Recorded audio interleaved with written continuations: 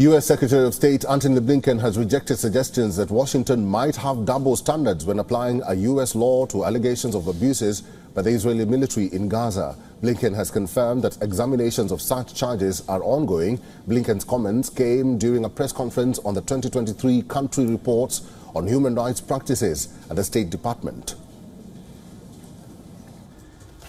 With regard to the Leahy Law report that I think you were referring to at the outset, this is, I think, a good example of a process that is very deliberate, that seeks to get the facts, to get all the information, that has to be done carefully, and that's exactly how we proceeded, as we proceed with any country that is the recipient of military assistance from the United States.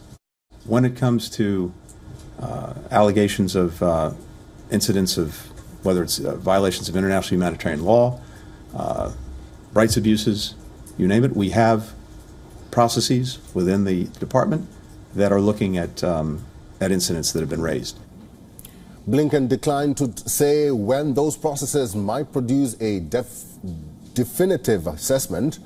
Rights groups have flagged numerous incidents of civilian harm during Israel's offensive in Gaza.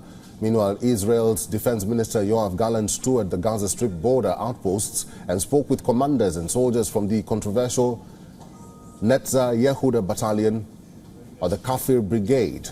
This comes as Israel continues its onslaught, and the latest displaced Palestinians rushed to the scene where several tents they lived in are targeted by an Israeli airstrike in Rafah.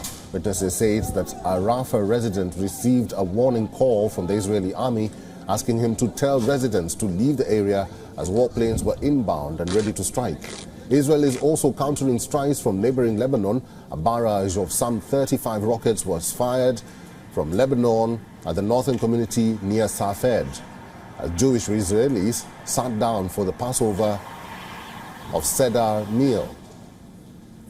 The attack set off sirens in Safed and nearby towns. The IDF issued a statement saying there were no injuries in the attack and that troops shelled the launch sites. On the other hand, new satellite photos suggest that an apparent Israeli retaliatory strike targeting Iran's central city of Isfahan had hit a radar system for a Russian-made air defense battery.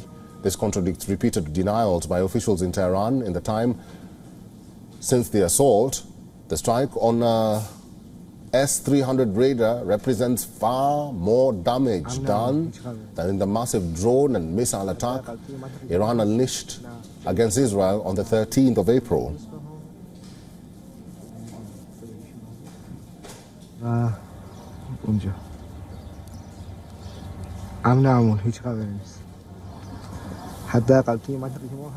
For all the latest news, download the WION app and subscribe to our YouTube channel.